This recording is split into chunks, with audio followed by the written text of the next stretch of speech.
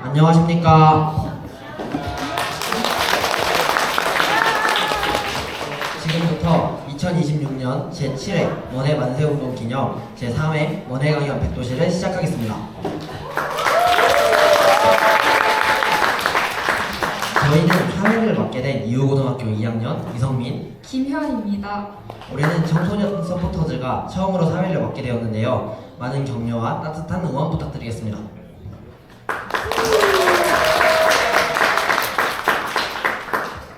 본행사는 동천마을 네트워크에서 주최하고 원해 만세운동 기념행사 준비위원회와 동천동 주민자치위원회에서 주관하셨습니다.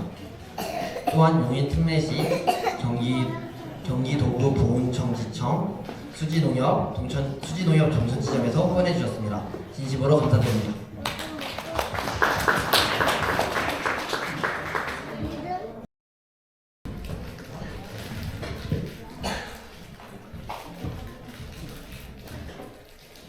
안녕하십니까.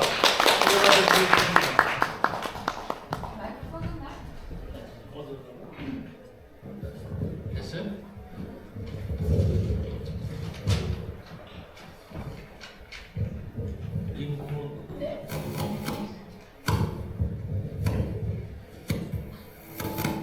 예, 순서를 하자면 먼해의 함성 1879년부터 1955년 이것은 제 증조부님의 탄생 연도에서부터 서거일까지의 연대 표시입니다. 76세를 수로 이렇게 돌아가셨습니다.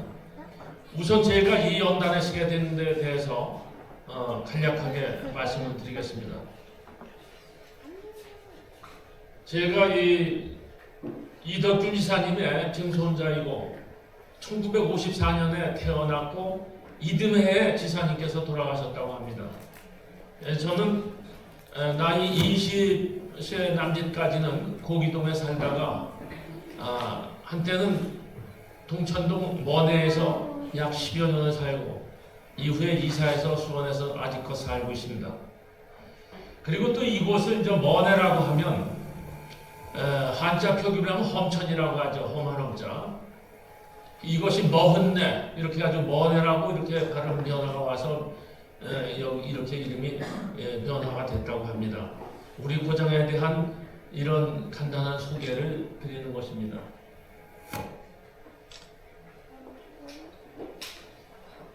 기록으로 만나는 지사님의 생애에 대해서 말씀드리겠습니다. 지사께서는 어려서 조실부모하시고 40 초반에 거사를 하셔서 목고를 치르고 나오신 이후에는 후진급 고문으로 인해서 일을 못하시고 거동을 잘 못하셨다고 합니다. 그렇게 해서 평생을 병마에 시달리다가 돌아가셨다고 합니다. 이제 이 수강기록 카드를 보면 생애가 79년 10월 17일 생이시고 55년 3월 29일에 서거하셨는데 참 모진 가족사를 겪게 됩니다. 이 할아버지께서 삼형제분의 가운데 분이신데 나이 7살 때 어머니가 돌아가시고 15살 때 아버님께서 돌아가십니다. 위로는 형님이 계셨는데 3살이 위고 아래로는 동생이 한 분이 있었는데 4살이 아래였습니다.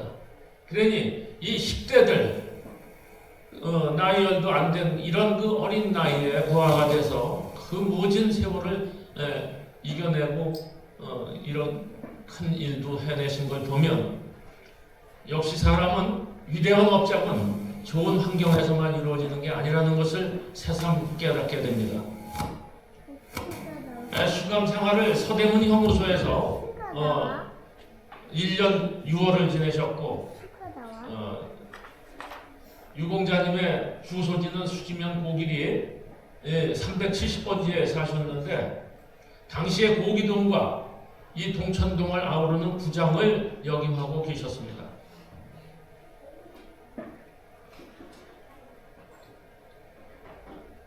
여기 보이시죠? 서대문 형무소입니다. 제가 약 한 12년 전에 이 마을 사람들과 여기에 견학할 기회가 있어서 다녀왔는데요. 참 그 사람으로서는 차마 이렇게 하지 못할 모진 이 가에 쓰는 그 고문에 쓰는 형구 뭐 이런 것, 그냥 정기 고문에서부터 그 관과 비슷한 그 사람을 가두고 잠을 재우질 않는답니다. 이렇게 세워놓은 채로 그런 것, 손톱을 뽑는 것, 뭐 이렇게 이 관절을 갖다가 꼬챙이로 찌르는 거고 뭐 등등 아주 뭐 이루 그 말할 수 없는 그 형구들이 많고요. 이 건물 뒤로 가면은 사형장이 있어요. 참 눈뜨고는 볼 수 없는 그런 곳이었습니다. 서대문 형무소에서 이렇게 공격을 하시고 1919년 수지 만세운동을 주도한 혐의로 체포되어서 모진 고문과 복구를 치르셨습니다. 복역 중에 겪은 참혹한 고문, 후유증은 지사님이 평생 짊어진 민족의 아픔이었다, 이렇게 저는 나름 생각합니다. 그리고 또 그 이상스럽게 그 운명적인 날짜와의 이 인연이 아주 깊은 지사님이셨습니다. 거사를 김인현 1919년 3월 29일 했는데 돌아가시기를 그로부터 36년 후에 똑같은 날 3월 29일에 돌아가시게 됩니다. 그렇게 29일과 3월 29일과 이렇게 인연이 깊으시고 일제 흔히 36년의 고초를 겪었다고 하죠. 이분이 거사일로부터 36년 후에 돌아가시게 됩니다. 참 여러 가지로 이 숫자와 이렇게 인연이 깊으신 분이 아니신가 이런 생각이 듭니다. 그래서 수는 76세 하시고 돌아가셨습니다.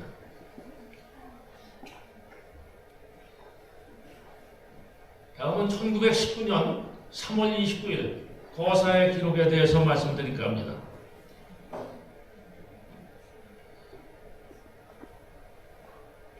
방금 전에 말씀드린 내용으로 이야기하겠습니다. 다음은 수지면과 읍산면 시위 전개의 일지에 대해서 말씀드리겠습니다. 지금은 수지구가 되었고 읍산면은 지금의 구성면입니다. 구성읍. 이제 구성과 기흥면이 합쳐서 기흥구가 됐죠. 이제 당일날 1919년 3월 29일 10시에 고기동 주민들이 이제 그 가가호호 1명 이상 이렇게 나오게끔 해서 집결해서 거기서 이제 그 지사님께서 주동자께서 일장 연설을 하시고 일제에 항거해야 되는 이유, 봉기해야 되는 그 당위성에 대해서 일장 연설을 하시고 태극기를 들고 만세를 외치면서 동막골로 해서 이곳 먼해를 거쳐 흥덕천 사무소까지 진출하게 됩니다. 그래서 이제 수지 면사무소까지 이제 이르렀을 때는 군중이 약 300명으로 늘었다고 해요. 그 이후에 오후 2시경에는 구성 지역 경로 용인 전역 용인 쪽으로 그때 김양장이라고 했죠. 김양 쪽으로 향하는 도중에 일제 헌병대가 출동해서 소총을 난사하는 바람에 현장에서 2명이 돌아가시고 30수명이 체포되고 또 여러 많은 사람들이 부상을 입고 군중이 해산되었고 주동자께서는 거기서 체포되어서 수개로 붙잡혀 서대문 형무소로 압송되었다는 기록이 있습니다.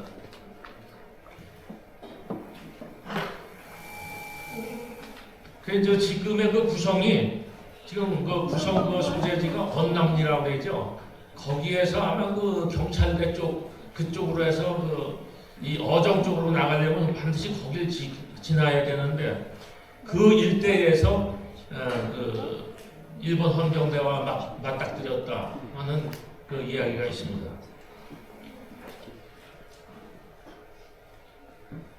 다음은 용인을 흔든 1,500명의 그 함성에 대해서 말씀을 드릴까 합니다.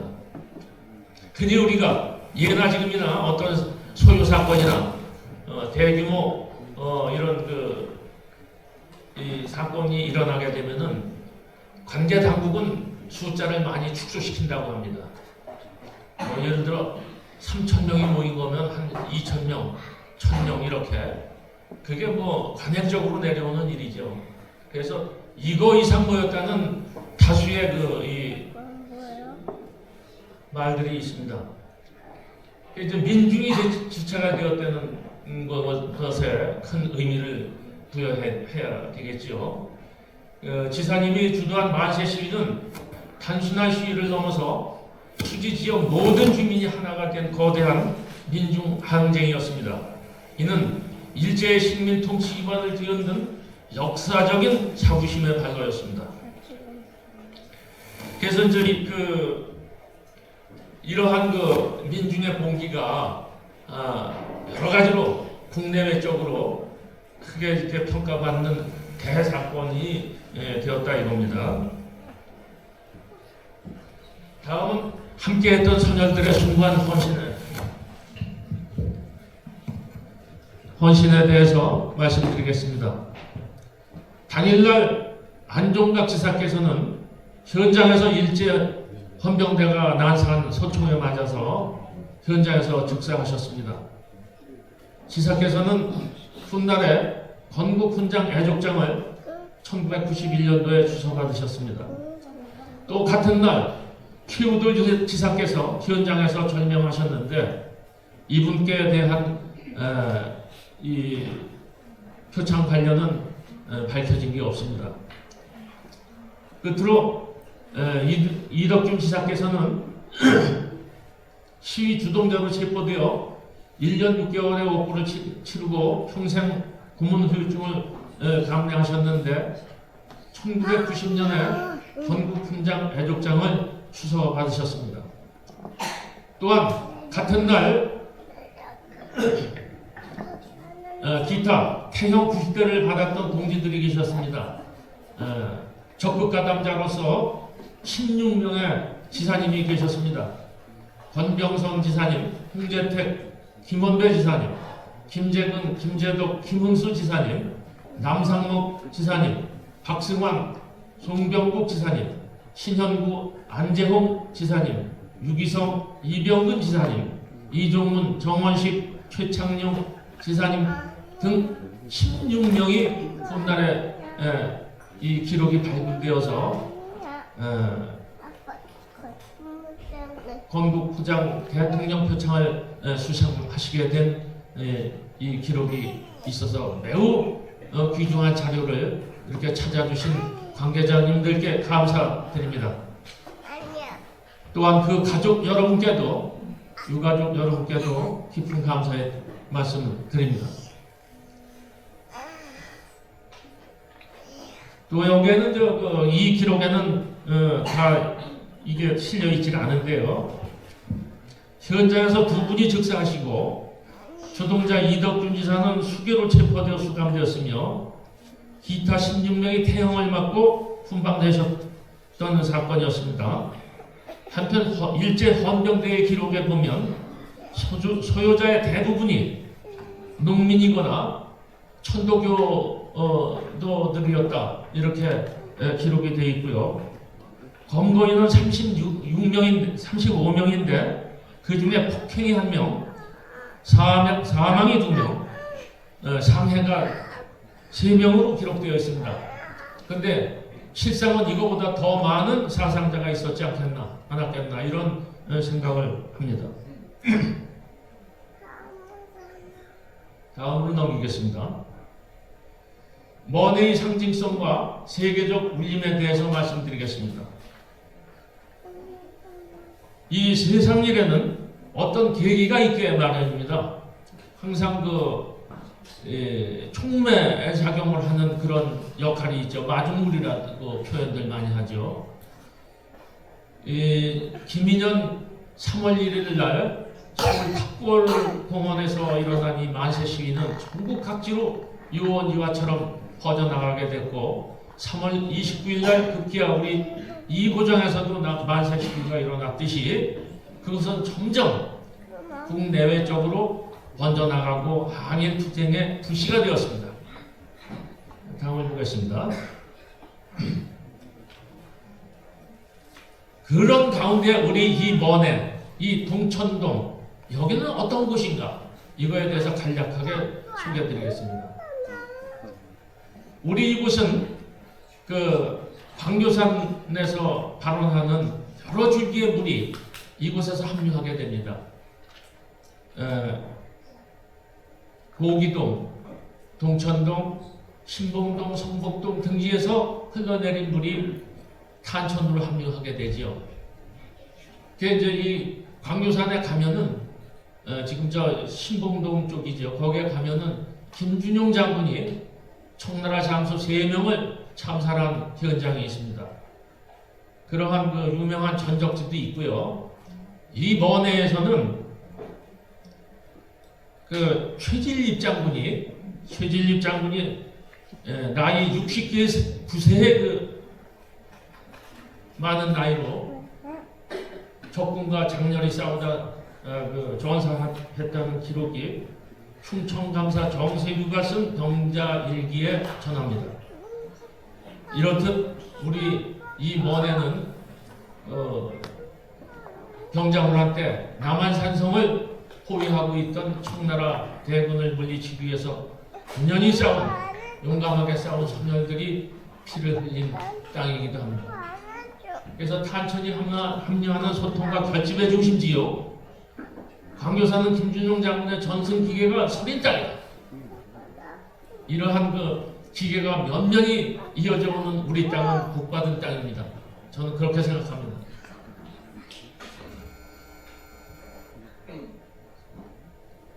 만세 함성은 세계를 일깨우다.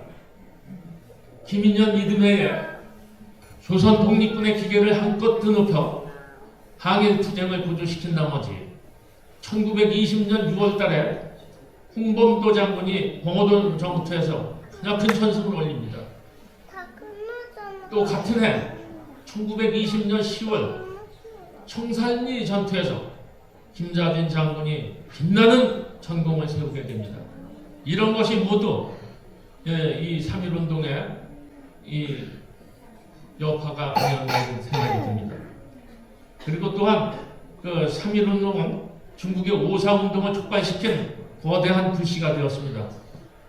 조선도 하는데 우리 이 거대한 중국이 못하겠는가 하는 이러한 정신의 발로였다. 이런 촉매작용이 된 대사건이었다. 이렇게 생각이 됩니다. 이상과 같이 간략하나마 이덕균 지사님에 대한 소개를 마치겠습니다. 감사합니다. 안녕하세요. 3.1운동에 관한 그림 3장을 보여드리겠습니다. 공통점 하나를 찾아보세요. 왼쪽 첫 번째 그림은 태화간의 민족 대표 33명입니다. 가운데 그림은 탑골공원의 수많은 사람입니다. 마지막 그림은 전국 각지의 만세운동 그림입니다. 세 그림의 공통점을 찾으셨나요?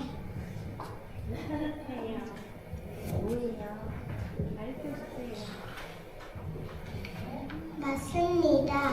독립선언서입니다.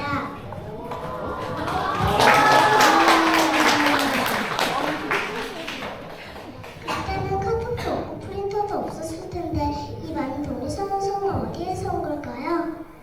바로 보성사. 오른쪽 구석에 굴뚝 보이시나요? 천들구와 관련된 책을 인쇄하던 인쇄소 보성사입니다. 보성사의 사장님, 활자로 독립운동을 일으킨 무감 이종일 선생님을 소개합니다. 민족 대표 33명 중 한 명이었던 선생님은 독립선언서의 인쇄와 배포를 책임지기로 했습니다. 2월 20일 보성사에서 인쇄를 시작했습니다. 문을 잠그고 불빛이 새어나가지 않도록 창문도 꽁꽁 가린 다음 몰래 독립선언서를 찍었습니다.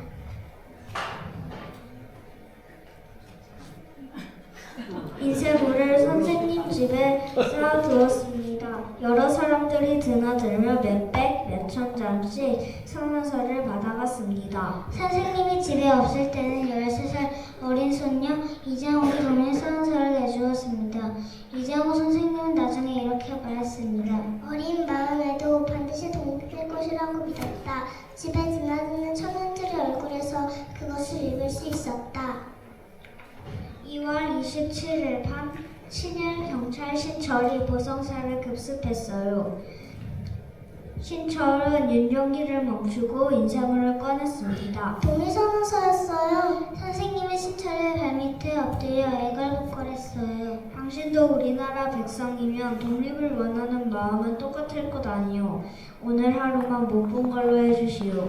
태일 선생님은 5,000원을 건네며 신철을 설득했어요. 지인가치로 4억 원이 넘는 큰 돈이었어요. 당장 체포될 줄 알았지만 신철은 그냥 돌아갔어요.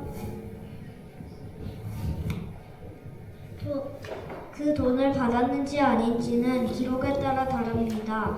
진실이 무엇이든 신철은 일본 경찰에게 보고하지 않았습니다. 휴.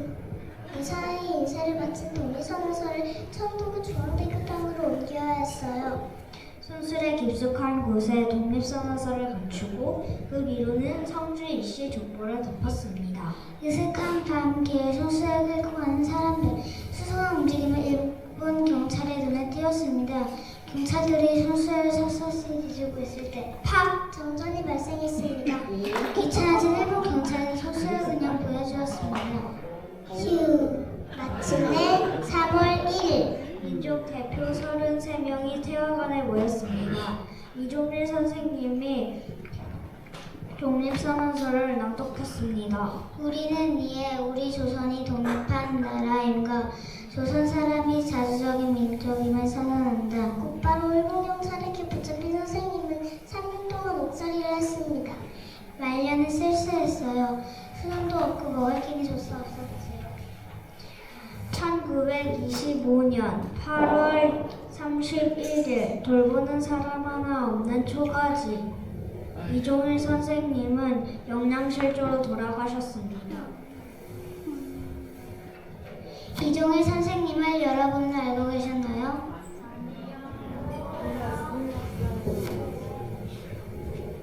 내가 독립을 보지 못하더라도 용기를 내어 독립에 목숨을 바친 이종일 선생님, 우리 함께 기억합시다. 깜빡쟁이 우리 엄마도 잊지 않도록 이종일 삼행시를 지었습니다.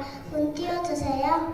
이 사람은 독립선언서가 인쇄된 종이를 나눠주며 일본에 맞서 싸웠다. 이종일 선생님 꼭 기억해 주세요. 감사합니다. 발표는 이렇게 진행할 예정이고요. 인물에 대한 간단한 소개를 해보자면 손계백은 1896년에 태어나 평안남도 평안군에서 자라왔습니다. 보성고등학교를 졸업하고 일본에 법을 배우러 유학을 가게 됩니다. 그렇다면 많은 순국 선열 분들 중 왜 손계백 열사로 결정하게 되었을까요? 그 얘기를 하기 전 일단 제가 스피치에 지원하게 된 이유에 대해서 설명을 해보고 싶은데요. 저는 한국의 역사를 알고 싶다라는 생각을 가지고 있었고요. 그 한국의 역사 중에서도 세상에 잘 알려지지 않은 역사에 대해서 뭔가 알고 배우고 싶다라는 욕심이 되게 강했던 것 같아요. 그래서 자연스럽게 뭔가 이 스피치를 준비하면서도 뭔가 잘 알려지지 않은 순국 선열을 찾고 되게 조사를 하려고 노력을 했고, 그 끝에 손계백 열사에 대해서 뭔가 발표를 하자라고 결심을 하게 됩니다. 손계백의 자세한 업적에 대해서 설명하기 전 뭔가 3.1 운동에 대해서 간단하게 소개를 해드릴 건데요. 1919년 3월 1일에 있었던 대규모 만세운동입니다. 일본의 무단 통치로 고통받던 우리 민족이 국권 회복을 위해 대한 독립 만세를 외친 운동입니다. 고종의 죽음으로 인해서 뭔가 일본이 고종을 죽였다라는 소문이 자자해져서 우리 한국 사람들이 일본에 대한 적대심이 엄청 커진 상황이었어요. 그래서 그 상황 속에서 민주 대표 33인이 고종 장례식 이틀 전 대규모 만세운동을 계획하게 됩니다. 원래 3.1 운동이 3.3 운동이 될 뻔하였다는 것을 아시나요? 원래 3월 3일에 독립선언을 계획하게 되는데 그 날이 고종의 장례식이었기 때문에 뭔가 3월 2일인 날로 이게 미뤄졌는데 3월 2일은 또 기독교인들을 배려하는 차원에서 또 토요일인 3월 1일에 독립을 선언함을 계획하게 됩니다. 이제 송계백의 자세한 업적에 대해서 얘기를 해볼 건데요. 송계백이 아까 말했듯이 일본에 유학을 갔다고 했잖아요. 그 유학을 가서 일본 유학생들과 함께 28 선언문을 같이 만들었었는데요. 그 28 선언문을 한국에도 전달해주기 위해서 자신을 쫓고 있는 일본 경찰들이 한국에 있음에도 불구하고 목숨을 걸고 뭔가 자신의 삶을 걸고 한국에 다시 돌아가 독립선언문을 전달하게 됩니다. 그래서 그 일본 유학생들의 독립 의지를 보며 어른들도 독립에 대한 굳센 다짐을 하게 되고요. 어떻게 보면은 3.1 운동의 시작점과 계기가 됩니다. 그래서 그만큼 송계백은 3.1 운동의 도화선 같은 역할을 한 되게 중요한 인물이라고 할 수 있습니다. 우리가 그럼 기억해야 하는 이유는 무엇일까요? 첫 번째로는 누군가는 자신의 청춘을, 자신의 재산을 다 바치며 대한민국을 지켜왔습니다. 어떻게 보면 자신의 삶을 좀 더 포기하고 나라를 위해서 힘을 쓴다는 것 자체가 엄청난 용기와 끈기가 필요하다고 생각을 하는데 그럼에도 불구하고 끝까지 해낸 열사분들을 생각해서라도 꼭 기억해야 된다고 생각합니다.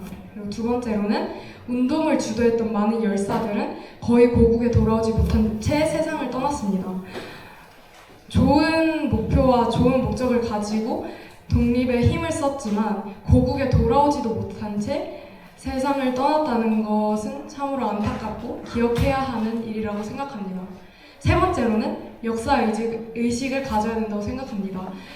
더 나은 사회를 위해, 더 나은 세상을 위해서 이런 역사적 사실도 분명히 알아야 된다고 생각합니다.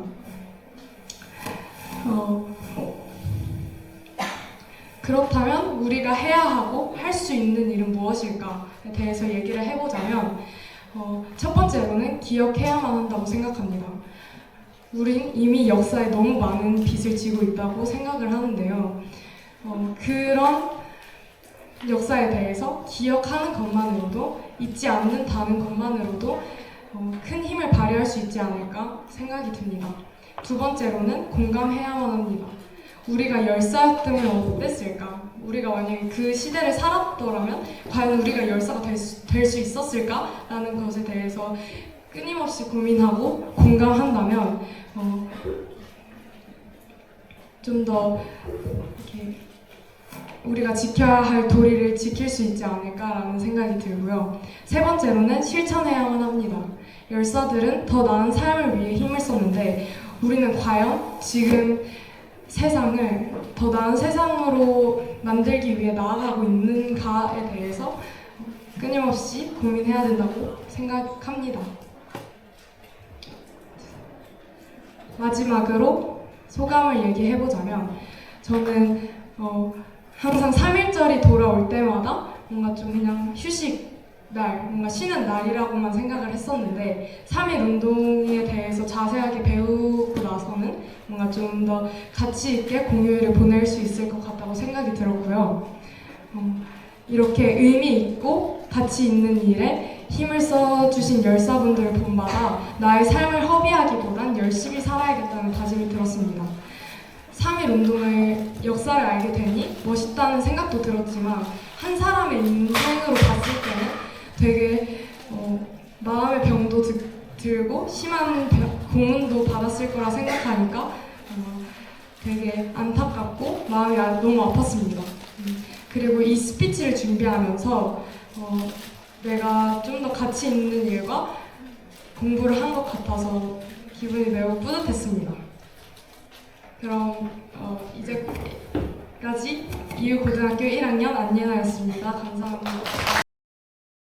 안녕하세요.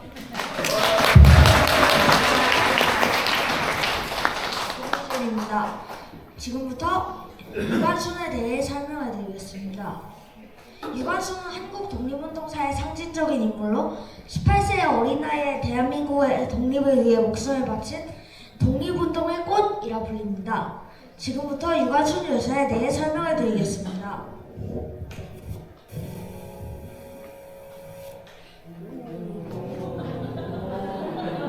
네, 유관순의 어린 시절. 유관순은 1902년 충청남도 천안에서 태어났습니다. 유관순은 기독교 집안에서 자라 교육의 중요성을 배우며 성장했습니다. 이후 서울의 이화학당에 입학해 신시교육을 배우며 성장합니다.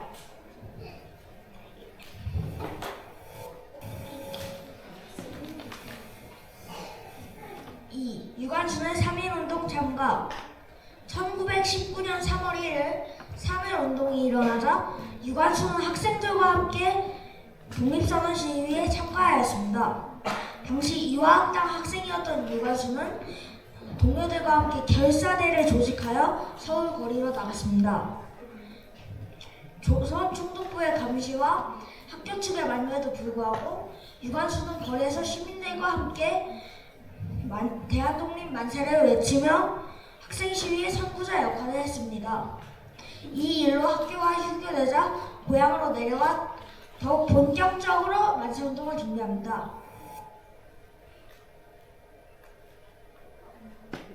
3. 아우네 장터 만세운동 주도 천안 시위. 일제가 학교에 휴교령을 내리자 유관순은 독립선언서를 몰래 숨겨 고향인 천안으로 내려갔습니다.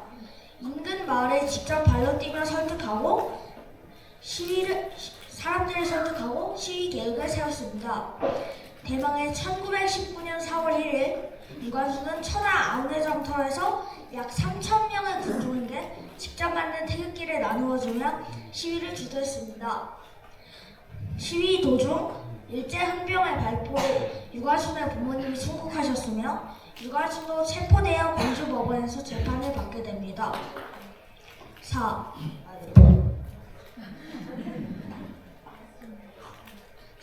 체포와 재판. 아우네 장터 시위 이후 유관순은 일본 경찰에 체포되어 공주감옥에 수감되었습니다. 재판을 받게 되자 재판장이 너희들은 왜 독립운동을 하느냐? 라고 묻자 내 나라를 되찾으려는 것이 왜 죄가 되느냐? 라며 오히려 일본의 침략을 꾸짖었습니다. 유관순은 나는 조선 사람이다. 너희는 우리 땅에 와서 우리를 다스릴 권리가 없다며 주장하고 법정에서 재판장에게 의자를 던지는 등 격렬하게 저항했습니다. 유관순은 1심에서 징역 5년을 선고받았으나 항소심 2심에서 징역 3년형으로 감형되었습니다. 하지만 유관순 여사는 나는 죄인이 아님으로 항소하지 않겠다며 상고를 포기하고 3년형을 그대로 받아들입니다. 5.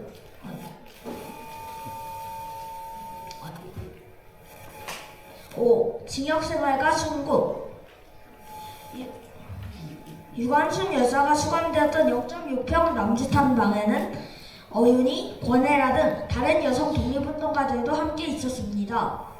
이들은 좁은 방에서 다리가 붙지 않도록 서로 등을 맞대고 원을 그리며 걷는 등 끝까지 생존 의지를 다졌습니다. 1920년 3월 1일 아침 3.1운동 1주년 기념운동이 시작되었습니다. 유관순의 선창으로 시작된 만세 소리는 서대문 형무소 전체로 퍼져나갔습니다. 이에 간수들이 유관순을 지하 독방으로 분리하여 옮겼고 이때 더욱 모진 고문을 당하게 되었습니다. 그러나 일본 경찰의 고문에도 끝까지 뜻을 굽히지 않았습니다. 하지만 계속된 고문과 열악한 환경으로 인해 18세의 어린 나이에 순국했습니다.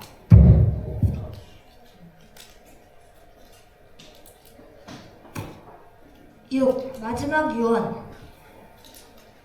유관순의 마지막 유언에는 내 손톱이 빠져나오고 내 귀와 코가 잘리고 내 손과 다리가 부러져도 그 고통은 이길 수 있어오나 나라를 잃어버린 고통만은 견딜 수 없습니다. 나라에 바칠 목숨이 오직 하나밖에 없는 것이 이 소녀의 유일한 슬픔입니다. 라고 적혀 있었습니다. 이는 유관순의 무한한 애국심과 용기를 보여줍니다.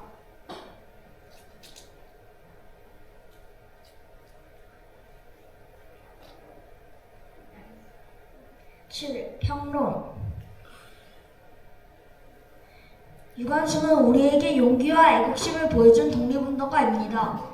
우리는 어린 나이에 무한한 용기를 보여주고 다른 독립운동가들과 달리 오직 정신력으로만 거세게 일제에게 대항한 평화 정신을 보여준 유관순을 영원히 기억하고 추모해야 합니다. 감사합니다. 안녕하세요. 저희는 고아은 한결입니다. 지금 저희가 많이 떨리는데 잘 들어주셨으면 좋겠습니다. 여러분, 누군가 여러분에게 독립운동가라고 한다면 누가 가장 먼저 떠오르시나요? 저는 안중근 의사님이 떠오르는데요. 하은 씨는 어떤 분이 떠오르시나요? 저는 유관순 열사님이 떠오르네요. 하지만 오늘 저희는 무명의 여성 독립운동가를 소개해보려 합니다. 이름은 들어봤을지 몰라도 그분의 열정을 온전히 아는 사람은 아직 많지 않습니다. 그래서 오늘은 그런 남자연 지사님에 대해 이야기해보도록 하겠습니다. 우선 저희가 말씀드릴 순서를 먼저 설명드리겠습니다. 지사의 의미, 남자연 지사님의 생애, 마지막으로 오늘날 우리가 기억해야 하는 이유로 마무리될 것 같습니다. 혹시 여기 계신 분들 중 지사의 의미를 정확히 알고 계신 분이 계실까요? 저는 들어본 적은 있는데 지사가 무슨 뜻이죠? 네, 지사란 한자로 풀이하면 뜻지에 성기사를 쓰므로 즉 옳은 일을 위해 자신의 목숨까지 바칠 각오가 된 의로운 사람으로 국가와 민족을 위하여 제 몸을 바쳐 싸우려는 의로운 뜻을 가진 사람들을 의미합니다. 이제 본격적으로 남자연 지사님의 이야기를 시작해보도록 하겠습니다. 자연은 양반가의 평안한 삶을 지루하고 1919년 서울에서 울려 퍼지는 만세 소리를 들으며 여자라고 가만히 앉아있을 때가 아니다 고 결단하고 47세라는 적지 않은 나이에 만주로 망명하여 본격적인 독립운동에 뛰어들게 됩니다. 만주에 도착하자 그녀가 찾아간 곳은 서로군정서였습니다. 서로군정서는 무엇이죠? 네, 서로군정서는 만주 지역의 핵심 무장 독립운동 단체입니다. 처음에는 대원들을 뒷바라지 하는 일부터 엄격한 군대 조직 안에서 지치고 힘든 젊은 독립군들에게 따뜻한 위로를 건네며 사기를 일깨워줬습니다. 이 과정에서 자연스럽게 독립군의 어머니라는 별칭을 얻게 되었습니다. 또한 여성도 독립운동의 당당한 주체라는 인식을 심어주며 그를 위해 10여 곳이 넘는 마을에 여성 교육회를 조직하여 여성들을 모아 한글을 가르치고 일제 침략 실상을 알리며 민족 정신을 일깨웠습니다. 지금부터 제가 드릴 말씀은 오늘 발표의 핵심입니다. 세 손가락의 여장군은 바로 남자연 지사를 상징하는 별명이자 그녀의 강인한 독립의지를 가장 잘 보여주는 상징입니다. 이 별명은 그녀가 평생 3번에 걸쳐 손가락을 자름으로써 독립을 맹세했기 때문에 붙여졌습니다. 손가락을 잘랐다고요? 손가락을 자른 독립운동가로는 안중근 의사님은 알고 있었지만 남자연 지사님 그리고 3번이나 자른 독립운동가는 처음 들어보는 것 같아요. 그럼 1920년? 이때 무슨 일이 있었나요? 당시 해외 항일투쟁의 성지였던 만주에는 많은 한인 독립운동 단체가 활동했었습니다. 이 독립운동의 단체는 갈등이 자주 일어났는데 그런 경우가 많아지자 그걸 본 자연은 싸우는 독립운동 단체들을 향해 한마음으로 나라를 되찾는데 마음을 합치자며 1920년 처음으로 자신의 손가락을 잘라 혈서를 작성했습니다. 그럼 1922년은요?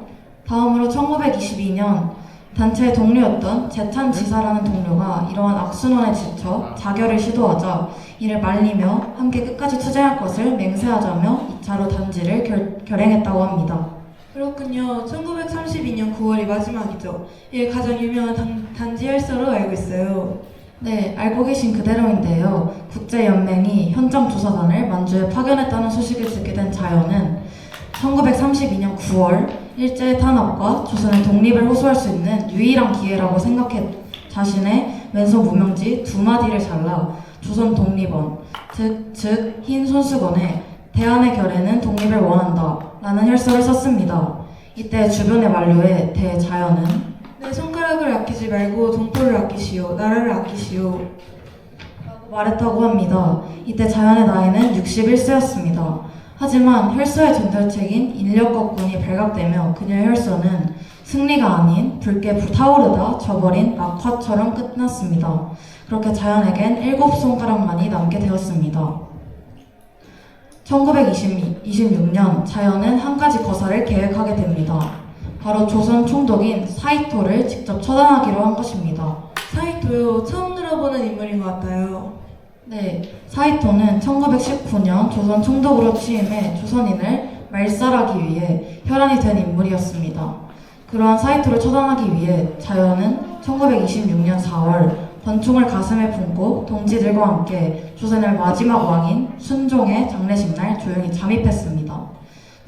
그곳에는 자연의 작전을 짜고 순간을 기다립니다. 하지만 자연의 계획은 실패로 돌아갔는데요. 바로 송학선이라는 청년이 먼저 암살을 시도하다 실패해 암살자를 잡기 위해 일본 경찰들의 경비가 삼엄해지면서 자연은 뜻을 이루지 못하고 다시 만주로 돌아갈 수밖에 없었습니다. 그리고 1933년 자연은 새로운 거사를 거행하려고 합니다. 이번 계획은 꼭 성공했으면 좋겠는데요. 무슨 거사죠? 바로 만주국 건국일인 3월 1일 무토 노부유씨를 암살하는 것입니다. 그런데 거사를 위해 변장을 하고 무기와 폭탄을 나르던 중 의결단원 행세를 하며 많은 독립운동가들을 사지로 몰아넣었던 밀종인 이종영의 밀고로 들키게 됩니다. 이미 일본 형사들이 자연을 미행하고 있었던 것입니다. 그렇게 그녀의 거사는 시도로 끝나게 되었고 그녀는 체포되었습니다. 모든 계획이 실패라니 너무 안타깝네요. 그럼 체포된 자연지사님은 어떻게 되었을까요? 결국 체포당한 자연지사님께서 하얼빈 감옥에 투옥되어 몇 달간 이어진 고통스러운 고문 끝에 그해 8월 죽기로 마음먹고 단식 투쟁을 하게 됩니다. 그리고 이때 조선은 그렇게 호락호락하지 않다. 내 죽음은 끝이 아니다. 이제 시작이다. 라는 말고 사경을 헤매게 되었습니다. 일본은 1933년 8월 17일 결국 자연을 급히 풀어주었고 이후 자연은 인근 병원으로 옮겨졌지만 자신의 죽음을 직감하고 내가 죽거든 조선의 여관으로 옮겨달라는 말과 함께 아들에게 숨겨둔 돈 248원을 꺼내 이 돈을 우리나라 독립 축하금으로 바쳐라. 만일 너에 대해 독립을 보지 못하면 너도 유언해 실행하라. 라는 유언을 남기게 됩니다. 결국 감옥에서 풀려난 지 고작 5일 만인 1933년 8월 22일 자연은 62세라는 나이로 세상을 떠나게 됩니다. 그녀가 눈을 감은 지 14년 만인 1946년 첫 3.1절 기념식장에서 축하금으로 전달이 되었다고 합니다. 그 후 시간이 흘러 남자연 지사님은 1962년 건국훈장 대통령정의 주인이 되셨습니다. 이는 우리나라 여성 중 가장 높은 등급의 독립유공자 훈장으로 평소 잘 알려진 유관순 열사님보다 한 등급 높은 훈장을 받으셨습니다. 그만큼 독립운동가로서의 그녀의 위상이 대단했다는 걸 알 수 있습니다. 그렇다면 오늘날 우리가 남자연 지사님을 기억해야 하는 이유는 무엇일까요? 오늘날 우리가 남자연 지사님을 기억해야 할 이유는 단순히 과거의 위대한 인물을 기리는 것을 넘어 지금을 살아가는 우리의 삶과도 깊이 연관이 되어 있기 때문입니다. 첫째, 남자연 지사님은 당시 사회적 한계를 뛰어넘어 여성도 사회와 역사에 주체적으로 참여할 수 있다는 것을 몸소 보여주셨습니다. 이는 오늘날에도 여전히 중요한 평등과 용기의 가치를 일깨워줍니다. 둘째, 우리는 크고 작은 어려움 앞에서 쉽게 포기하고 싶어질 때가 있습니다. 그러나 남자연 지사님은 수많은 고통 속에서도 끝까지 자신의 신념을 지키셨습니다. 이러한 모습은 오늘날 우리에게 포기하지 않는 태도와 책임감이 얼마나 중요한지를 일깨워줍니다. 마지막으로 빠르게 변화하는 시대 속에서 우리는 때때로 무엇이 중요한지 잊고 살아갑니다. 남자연 지사님은 그런 그녀의 삶을 바라보며 우리에게 어떠한 가치와 신념을 가지고 살아가면 하는지에 대해 다시 한번 느끼게 해줄 수 있는 삶을 사셨습니다. 이제 마지막으로 함께 남자연 지사님이 남긴 유언을 읽어보았으면 하는데요. 함께 읽어주세요. 사람이 죽고 사는 것이 먹는 데 있는 것이 아니고 정신에 있다. 독립은 정신으로 이루어지느니라. 남자연 지사님의 유언을 보면 알 수 있듯이 오늘날 우리는 많은 섬김과 희생으로 지금까지 살 수 있었습니다. 그런 분들의 독립 정신을 간직하고 떠올리며 다가오는 28일 mon의 만세 운동을 함께 걸었으면 좋겠습니다. 감사합니다. 어디든 씩씩하게 달려가는 운동화처럼 오늘 제 연설을 힘차게 전달할 백가람입니다.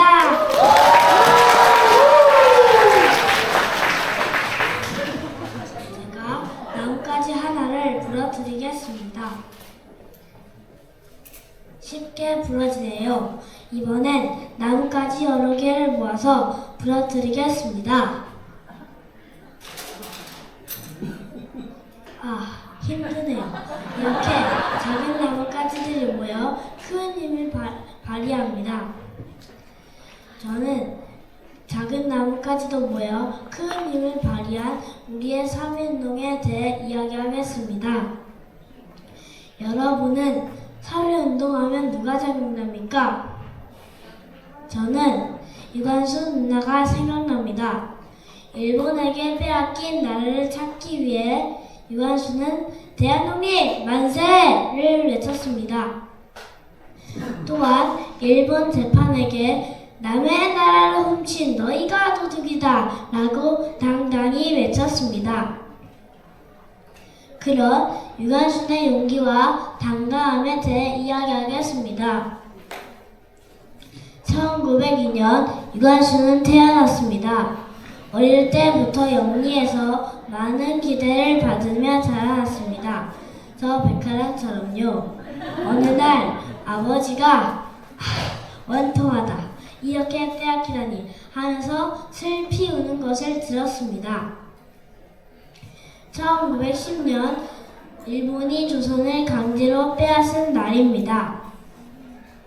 그렇게 시간이 흘러 1916년 유관순은 그토록 가고 싶어하던 이하학당을 장학생으로 입학하게 됩니다. 유관순은 그 은혜를 갚고자 아침마다 일찍 일어나 교실과 책상을 닦았습니다. 저는 제가 좋아하는 수지고등학교를 다니게 해주신 부모님께 보답하는 마음으로 제 방 정리를 해야겠다고 생각했습니다. 1919년 1월 고종 임금님이 돌아가십니다. 하지만 일본이 독살했다는 소문이 돌았고 이 사건으로 그동안 일본의 괴롭힘에 시달리던 우리 백성들은 3월 1일 만세운동을 하기로 합니다. 유관순과 이하학당 친구들도 만세운동에 참여했고 그리고 일본 경찰에게 잡혔지만 이하학당 선생님들 도움으로 풀려납니다. 결국 일본은 전국 학교의 문을 닫았고 유관순은 고향인 천안으로 내려갑니다. 유관순은 천안 아운의 장터에서 만세운동을 하기로 합니다. 유관순은 걸어다니며 주변 마을들에 그 사실을 알렸고 밤새 태극기도 그렸습니다. 저라면 무서워서 만세운동을 할 생각을 못할 것 같습니다. 하지만 넘어져도 다시 벌떡 일어나는 오뚜기처럼 유관순은 우리나라의 독립을 위해 또 한 번 만세를 외칩니다. 4월 1일 아운의 장터에 모인 사람들은 대한독립 만세를 외쳤습니다. 그 소리에 일본은 총을 쏘기 시작했고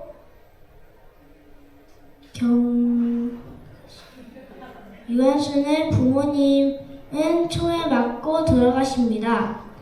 유관순도 결국 잡혀서 감옥에 갇히지만 감옥 안에서도 다시 대한독립 만세를 외칩니다.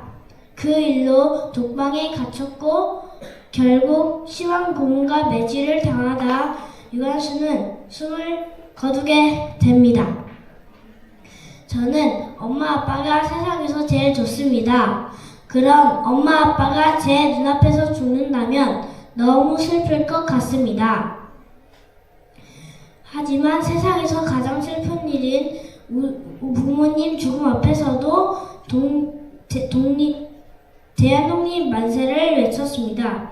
나라를 잃은 슬픔이 더 컸으니까요. 독립까지 시간은 걸렸지만 유관순 누나가 있었기에 우리나라가 독립을 할 수 있었다고 생각합니다. 저는 유관순 누나에게 우리나라를 지켜줘서 고맙다고 생각합니다. 작은 나뭇가지도 모여 큰 힘을 발휘한 3.1운동가 유관순 누나의 용기를 다시 한번 기억하며 제 연설을 마치겠습니다. 감사합니다. 여러분 안녕하십니까? 저는 청명중고등학교에서 나온 김소희라고 합니다.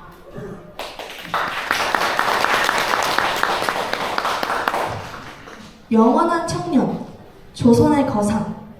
입은 말하라고 있는 것이지 밥만 먹으라고 있는 게 아니다. 제가 소개할 독립운동가는 영원한 청년 월남 이상재 선생님이십니다.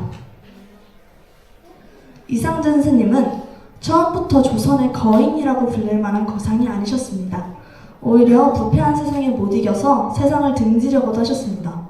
그런데 어떻게 이렇게 많은 사람이 존경하는 대단한 위인으로 역사에 남을 수 있었을까요? 지금부터 그 발자취를 따라가 보도록 하겠습니다. 선생님은 1850년 10월 26일 충청남도 서천의 작은 초가집에서 태어나셨습니다. 선비 집안이었던 그는 한학을 공부해 과거를 응시하였지만 그때는 매간매직이 판치던 때라서 안타깝게도 낙방하시고 말았습니다. 때려치려던 찰나 박정양이라는 사람을 만나게 되었고 박정양의 비서로 일하면서 일본의 신식 문물을 전하는 시차라는 신사위원단, 즉 조사 시찰단으로 들어가서 일본으로 파견 나가 개화 사상을 받아들이시게 됩니다. 이후 미국 주미공사관 2등 서기관으로 가서 청나라의 방해를 직접 단판 외교로 물리치면서 조선의 자존감을 지켰습니다. 귀국 후에는 여러 지휘들을 맡으셔서 근대화를 위한 발전과 중, 고, 사범, 외국어학교 등을 세우셨습니다. 근대화의 뿌리가 세워진 것이죠. 위 사진은 선생님이 전한국 위원으로 있었을 때 당시 전한국 사진이고 아래는 선생님이 직접 세우신 한성사범학교 사진입니다. 하지만 내리막길이 있으면 오르막길도 있는 법.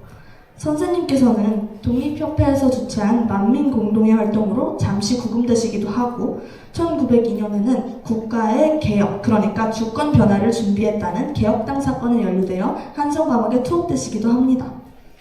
한성감옥은 선생님에게 육체적으로는 지옥이었을지 몰라도 정신적으로는 지금의 이상재 선생님이 있게 한 곳이기도 합니다.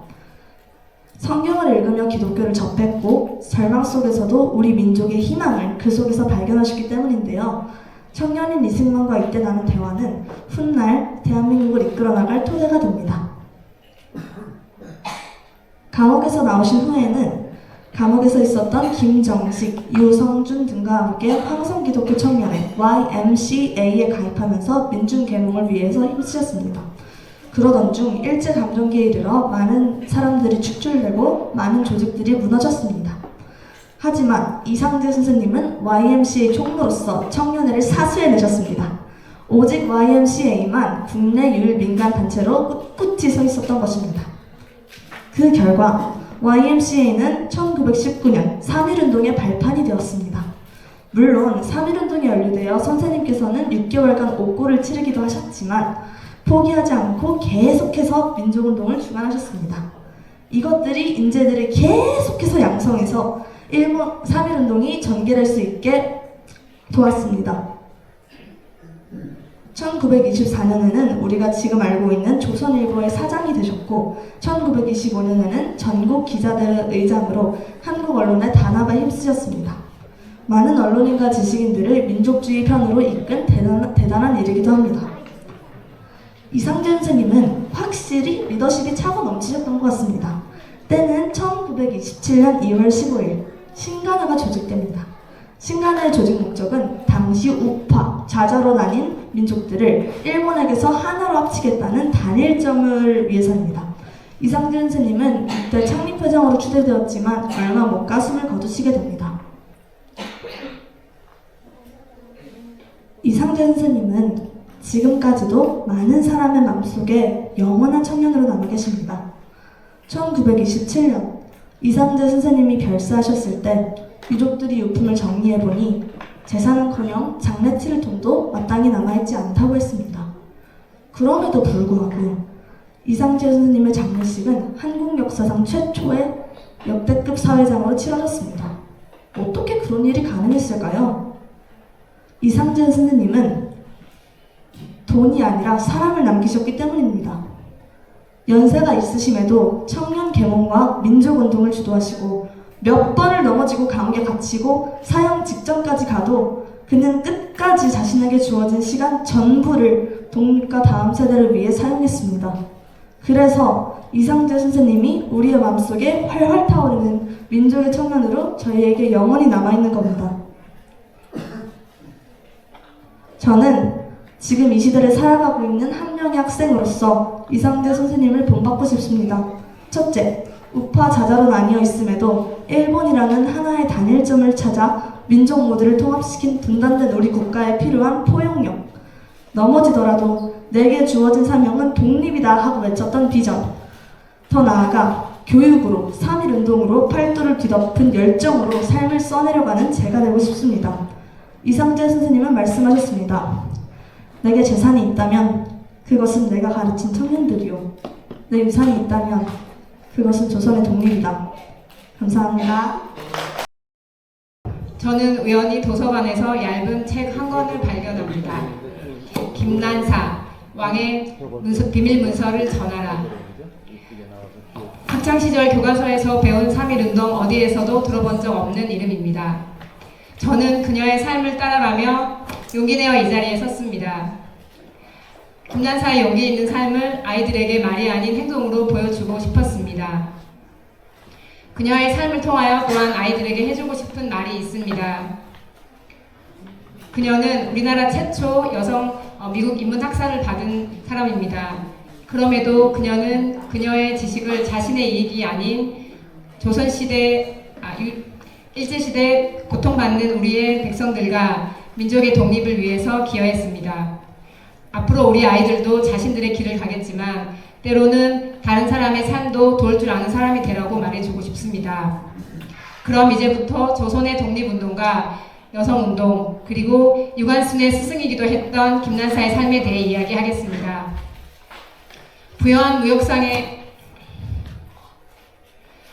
무역상의 첫째로 태어난 김난사는 어린 시절 서당에 가서 공부를 하고 싶어 아버지를 조르고 울었습니다. 그녀의 청을 못 이긴 아버지는 직접 공부를 가르쳤고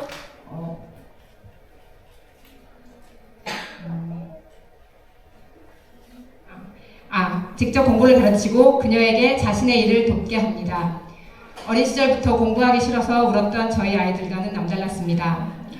결혼을 하기 싫다던 김난사는 경무청 일을 하던 하상기를 만나 늦은 혼인을 하게 됩니다. 딸 원옥을 낳은 후 그녀는 어린 시절 여자라서 서당에 갈 수 없어서 서운했던 마음을 이야기합니다. 그녀의 남편은 여자도 배워야 한다며 이학당에 들어갈 것을 권유합니다. 그녀의 남편도 우리 남편들과는 다른 남자같습니다. 그렇게 이학당장을 찾아간 김난사는 혼인한 여자는 학교에 들어올 수 없다는 교칙 때문에 여러 번 거절을 당했습니다. 마지막으로 용기를 내어 찾아간 김난사는 갑자기 방에 불을 꺼버리고는 이 방안이 어두운 것처럼 저의 미래도 우리나라의 미래도 어둡습니다. 아이들이 제대로 배우려면 어머니가 먼저 배워야 합니다. 그래야 나라의 미래가 있습니다. 꺼진 등에 불을 켜게 해주세요 라고 말을 하고 그렇게 용기를 낸 김난사는 입학 허가를 받습니다. 부유한 집안에 딸이 없고 높은 지위에 있는 남편이 있고 어린 아이까지 있는 그녀는 편안하게 살 수 있는 여성이었음에도 불구하고 그렇게 공부가 하고 싶었을까요? 계속되는 거절에도 포기하지 않는 그녀의 의지와 용기, 나라의 미래를 위해서 배우려 했던 열정은 어머니인 저도 배워야 할 것 같습니다. 그녀는 1년 동안 예학당에 공부한 뒤에도 남편과 함께 일본 유학길에 오릅니다. 지피지기면 100점 100승. 호시탐탐 조선을 노리던 일본을 제대로 알기 위해서입니다. 그렇게 일본에서 공부를 끝내고 조선으로 돌아온 김넌사는 그동안 조선의 왕비는 죽임을 당했고 왕은 궁에서 멀어져 있다는 것을 알게 됩니다. 우리나라가 다른 나라의 간섭 없이 강해지려면 어떻게 해야 될까 생각하던 중 남편 하상기는 조선이 강해지려면 여성이 배워야 한다. 그리고 우리나라에는 그런 여성을 이끌 지도자가 필요하다. 그런 사람이 당신이 되었으면 좋겠다라는 말을 하고 그녀를 더 넓은 세상, 미국의 유학으로 보내기를 합니다. 그렇게 우리나라 여성 최초 미국 인문학사를 받고 돌아온 김난사는 조선 황실의 통역사 역할을 합니다. 또한 자신이 누린 것을 다른 여성들에게도 나누기 위하여 그녀는 여학교를 세우는 일을 도왔고 자신의 재산을 기여하기도 했습니다. 그러던 어느 날 예학당장은 조선 여성의 교육은 조선 사람이 해야 한다며 그녀에게 예학당 총교사와 사감 역할을 맡깁니다. 교육을 통해 아이들을 깨우치고자 했던 그녀의 절박함은 아이들을 엄격하게 대했고 그녀는 호랑이 사감으로 불리기도 했습니다. 그때 하나밖에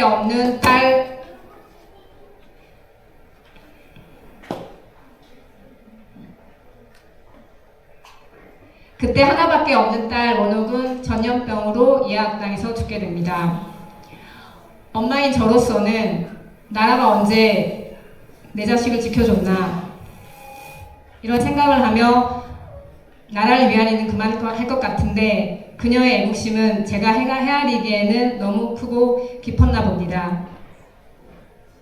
그리고 김난사는 유관순을 만나 유관순, 우리나라는 불 꺼진 등과 같다. 이제 네가 조선을 밝히는 등불이 되어주겠니? 라고 하며 그녀에게 민족의식을 심어줍니다. 그러던 어느 날 고종은 비밀문서 하나를 건넵니다. 조선과 미국이 다른 나라의 침략이 있을 때 서로 도와주겠다고 하는 내용이 담긴 문서였습니다.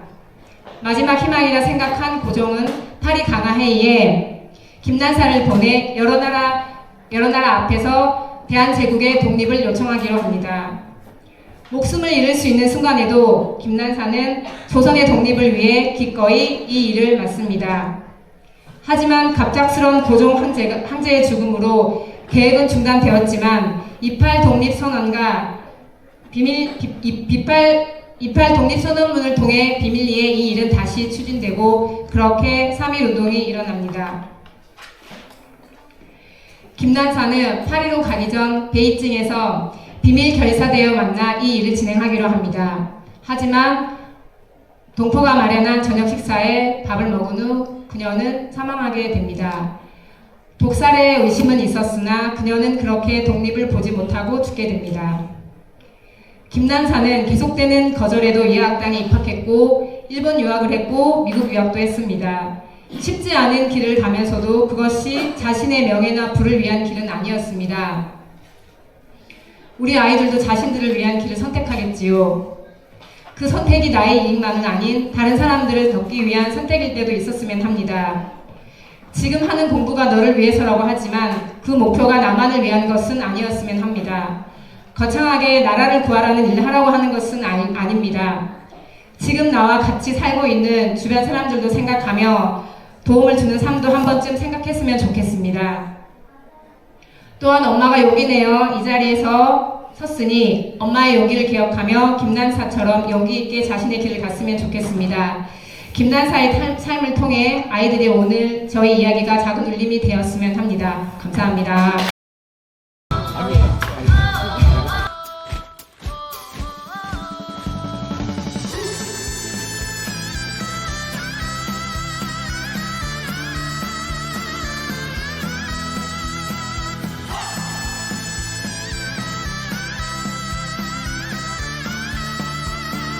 우리에게 봄이 온다면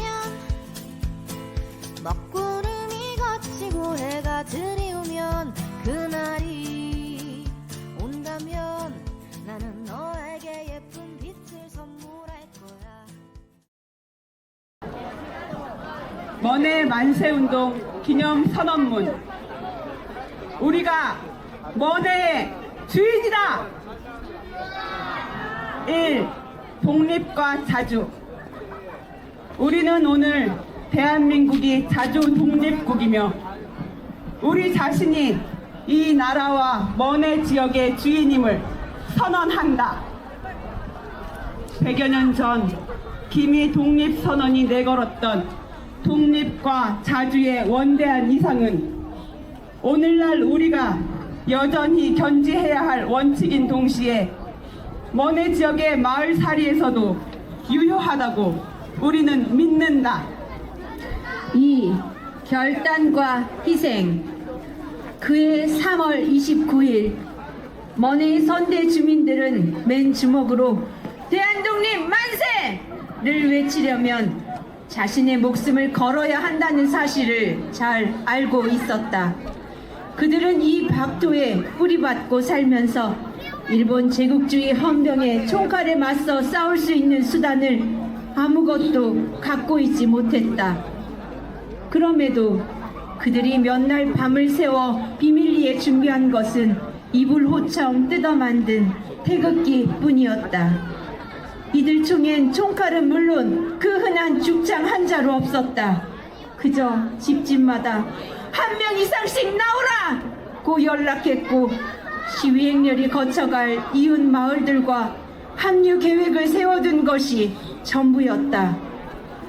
고기리에서 처음 100명으로 시작한 시위대는 동천리 주막거리를 지나며 400명으로 불어났고 풍덕천의 수지면 사무소를 거쳐 해산 지점인 언남리에 이르렀을 때 무려 2,000명을 헤아렸다. 그것이 민심이었다. 그것이 외부 도움 없이 먼해의 농민과 선도교들이 만들어낸 거사였다. 그것이 용인의 변방에서 이뤄진 용인의 최대 만세운동 중 하나였다. 결국 일제의 흉탄에 2분의 애국지사가 목숨을 잃었고 3분이 다쳤으며 35분이 체포되어 악형을 받았다.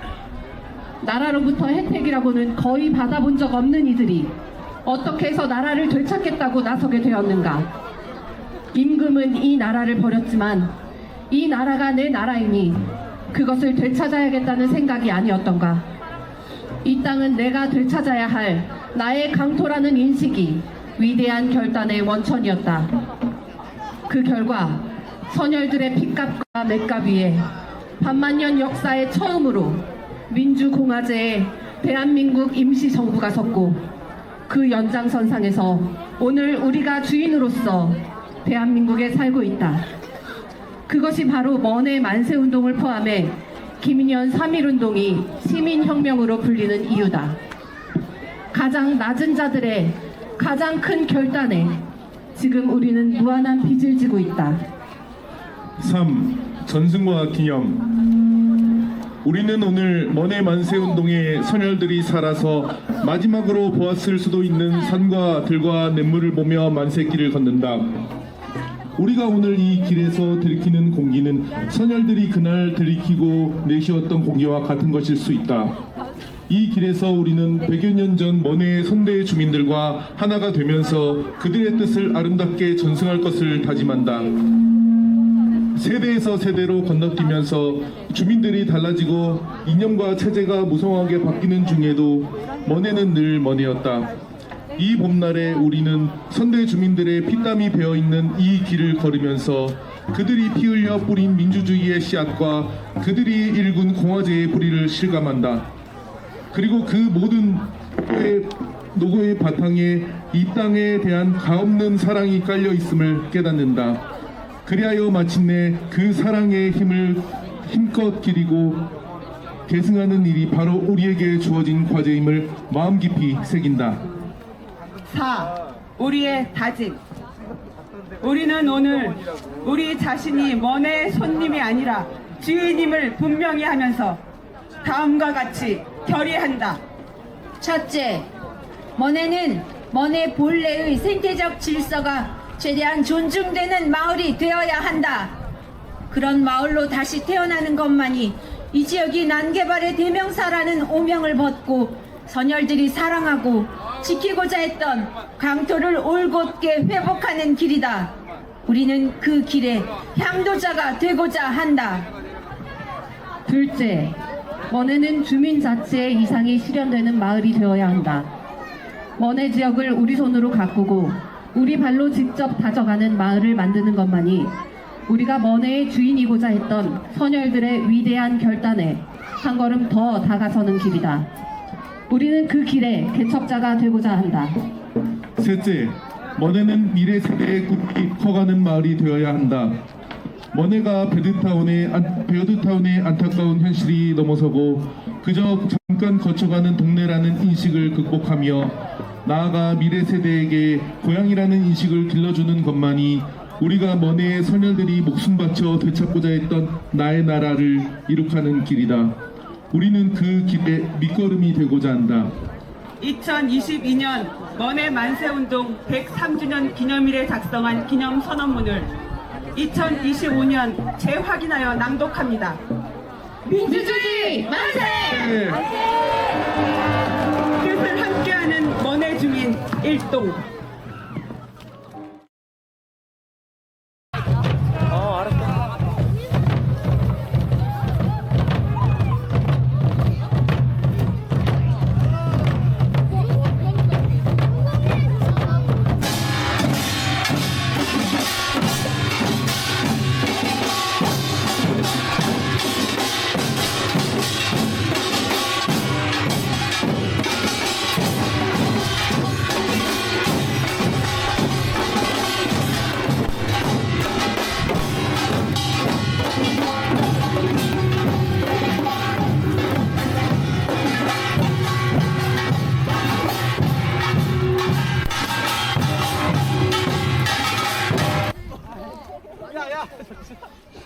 지우야 노란색 줘 내가 들게.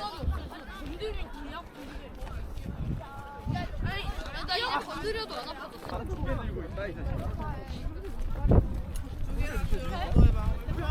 성민이 네가 아빠 나 뒤에 있어. 성민이 네가 성민이 네가 X 네가 성민이 X 네가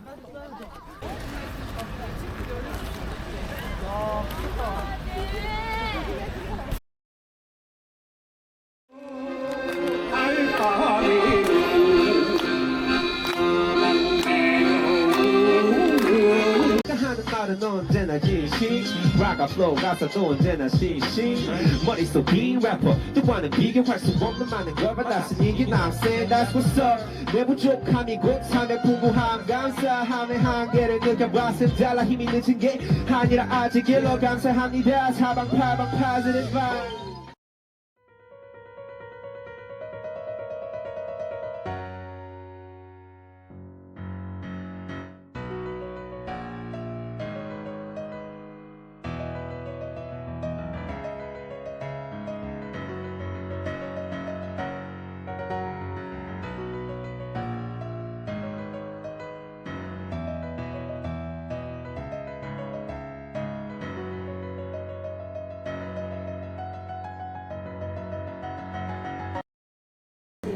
올해가 세 번째 강연 100번째 행사죠.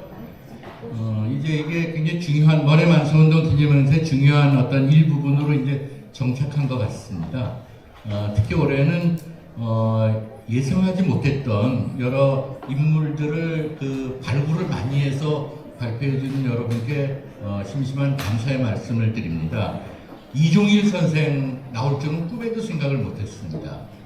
또 김란사 선생도 마찬가지고 또 남재현 여사도 마찬가지입니다. 이런 분들 우리가 평소에 접하지 못하던 분들을 적극적으로 찾아서 발굴해 주신 여러 발표자분들께 정말 마음 깊이 우러나는 감사를 드립니다.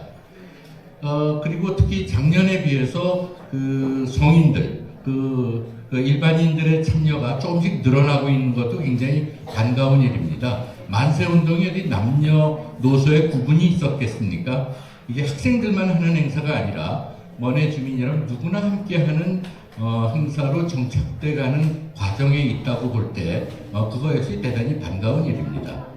그리고 세 번째로는 오늘 발표해 주신 거의 모든 분들이 내가 왜 이분을 선택했고 이분에게서 무엇을 배워야 하는지를 그저 정보만 전달하는 게 아니라 그걸 반성적이고 또 교훈을 얻고자 하는 적극적인 자세로 임해 주신 것도 굉장히 오늘 인상적이었습니다. 그런 점이 학습의 과정에 앞으로도 큰 힘이 되고 또 여러 가지 계기가 되리라고 믿어 의심치 않습니다. 계속 충실하게 그런 연구하는 자세를 또 늘 반성하고 추론하고 그리고 왜 이런 일이 일어났을지를 궁리하는 자세를 계속 가져가시면 좋을 것 같습니다. 그리고 마지막으로는 결국 모든 분들이 다 말씀하셨습니다만 이 나라가 저절로 우리한테 주어진 게 아니라 이렇게 앞서서 목숨을 걸고 목숨을 잃을 수도 있다는 걸 알면서도 우리의 앞장서서 먼저 나라를 찾기 위해 걸어가신 분들이 있었기 때문에 오늘의 우리가 사는 나라가 있고 내가 있을 수 있다는 것을 다 적극적으로 의미를 부여하고 찾아주신 점도 아주 눈에 띄는 대목이었습니다. 그런 모든 참가자들께 감사를 드리고요. 참고로 그 진행 과정에 이 PPT가 좀 폰트가 흔들리거나 행 포맷이 좀 엇갈리는 건 만드신 분들의 문제가 아니고 오늘 이 포맷을 잘 맞추지 못한 이 준비 과정의 실수였다는 실무자들의 사과의 말씀이 있었습니다. 아울러 전해드립니다. 그래서 PPT가 좀 흔들리는 것들은 저희 심사할 때 전혀 개의치 않았다는 점도 미리 말씀을 드립니다. 그러니까 각 팀에 대해서 그냥 한두 마디씩만 심사위원들 얘기를 모아서 말씀드리겠습니다. 첫째, 이덕균 선생에 대해서는 저희 먼해 지역에 너무 자랑스러운 조상이시죠. 발표하신 분의 증조부일 뿐만 아니라 먼해 지역에 살고 있는 우리 모두의 자랑스러운 조상이십니다. 그분들을 그 이덕균 선생을 포함해서 먼해 만세운동의 지역들을 기억하는 것은 오늘날 우리가 해야 될 일이고 그 자세한 내용은 28일 날 만세운동 기념행진할 때 먼해 만세운동의 소책자를 저희한테 필요로 하시는 분들은 나눠드릴 수 있습니다. 그걸 보시면 107년 전 먼해 만세운동의 자세한 내용을 아실 수 있을 테니까 관심 있는 분들은 저희 주최 측 찾아서 받아가시면 도움이 될 것 같습니다. 오늘 발표해 주신 이덕균 선생의 증손대대인 이용천 선생님께 다시 한번 감사를 드립니다. 둘째는 이종일 선생은 보성사 사장 발표했습니다만 3.1 김이동선언을 인쇄해서 사장이시죠. 또 일제경찰에 발각이 되니까 손병희 선생하고 상의해서 그 일제경찰을 어떤 식으로 넘겨서 3.1운동이 성사될 수 있게 만든 숨은 주역 중에 한 분이십니다. 그분을 찾아서 발표해 주신 초등학교 2학년인가요? 네, 2학년 세 어린이에게 정말 고맙고 감사하고 너무 예쁘다는 얘기를 다시 한번 하고 싶습니다.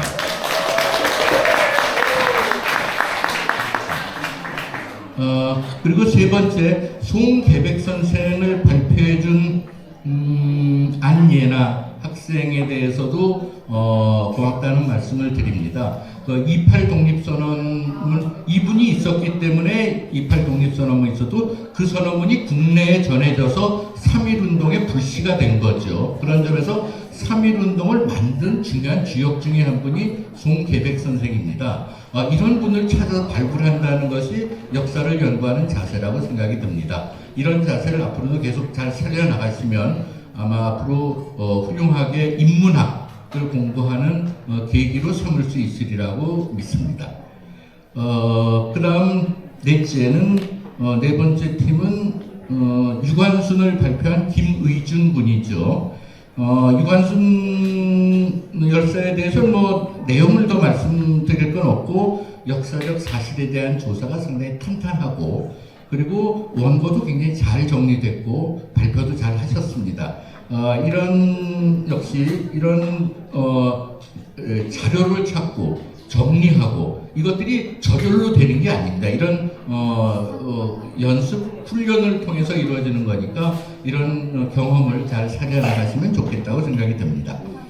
그 다음에 다섯 번째는 남자현 선생을 발표 발표한 고하은 학생 등 2명, 중학교 3학년이시죠.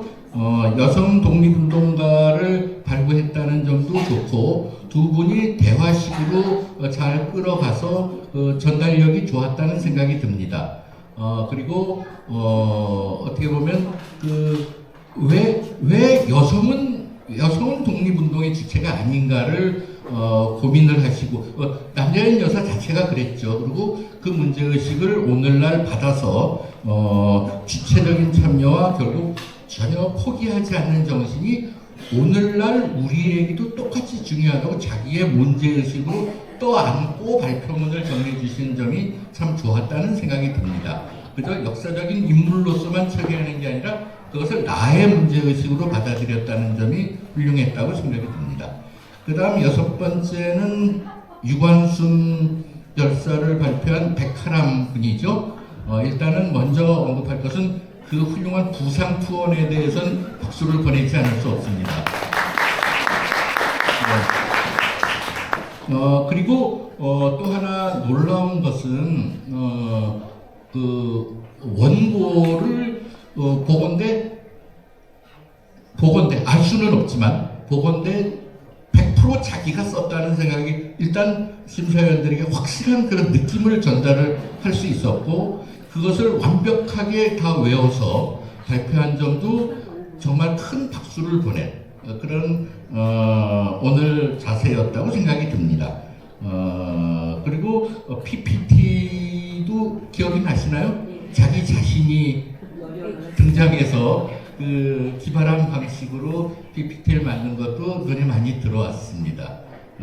물론 유관순 열사의 내용이야 뭐 이렇게 새로운 게 특별히 있진 않았습니다만, 그것을 정리하고 PPT화하고 또 그것을 외워서 자기 것으로 만들어서 프레젠테이션하는 그 전체 과정이 오늘 강연 백도시의 참 훌륭한 대목 중에 하나였다고 생각이 듭니다.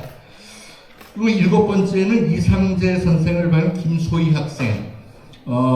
김소희 학생도 이상재 선생도 뭐 이렇게 적게 알려진 분은 아니시고 대단히 훌륭한 분이신데 그 역사적 사실을 잘 수집을 하셨던 것 같습니다. 굉장히 그 삶의 초기부터 시작해서 그리고 독립협회 활동하고 마지막 돌아가실 때까지의 데이터를 잘 수집을 했고, 또 그것을 갖고 있는 포용력, 비전, 뭐 여러 가지 각도에서 개념으로 정리를 해주시고, 그리고 또 결국 그런 돈이 아닌 사람을 남겼다고 그 큰 의미까지, 메시지까지 정리해 주신 분이 눈에 많이 들어왔습니다.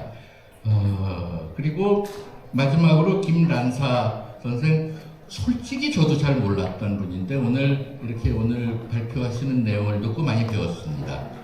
특히 이 자기가 누린 것들을 함께 나누기 위해서 자기가 공부를 더 해야 되겠다고 결심하고, 그리고 이 불 꺼진 등에 불을 조금 더 밝힌다는 아주 겸손한 자세로 독립운동에 관여하셨다는 그런 자세를 오늘날 우리도 다시 한번 마음에 새겨야 되지 않을까라는 그 깨우침 속에서 오늘 발표를 들었습니다.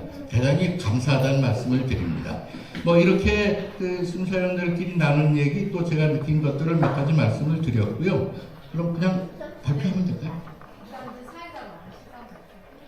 여기서 그럼 저는 여기까지 드리고 최종적인 순위 발표, 제가 마음이 약해갖고 다 상을 드리고 싶은데 결국은 초등부 한 팀, 그리고 중고등부 한 팀만 1등상을 드리고 나머지는 아무것도 없냐? 있습니다. 참가상을 물론 드립니다. 그 내용은 사회자께서 발표하도록 하겠습니다. 저는 여기서 마치도록 하겠습니다. 먼저 시상을 해주실 이보영 원해 만세 운동 기념 행사 준비위원장님을 모시겠습니다.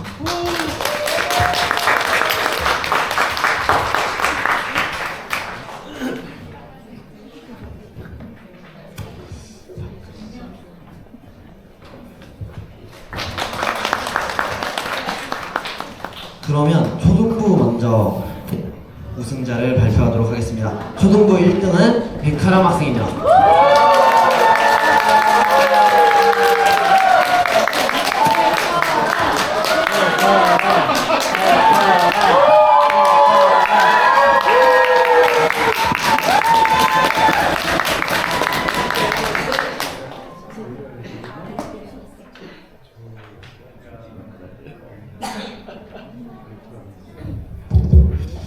이 학생은 우리 여행을 갔다가 손에 부상을 당했는데 젓가락을 부질르고 이렇게 한 모습이 너무 이뻤습니다. 그리고 아까 심사하신 분이 말씀하셨지만 암기력이 대단한 것 같습니다. 앞으로 큰 인물이 될 것 같아가지고 우리 심사위원이 1등으로 선정했습니다. 축하해 주십시오.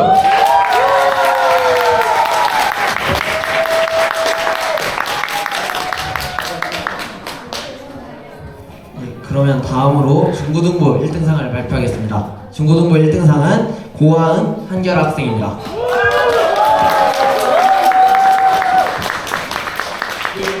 여기는 우리 심사위원이 다 잘했는데 그래도 인물이 잘난 것 같아서 상을 주는 거로 생각하면 될 것 같습니다. 이거 제가 농담으로 한 거고요. 사실 보면 열심히 해서 우리 심사위원님들이 아주 심사숙고에게 선정한 거니까 큰 박수로 1등을 축하드리겠습니다.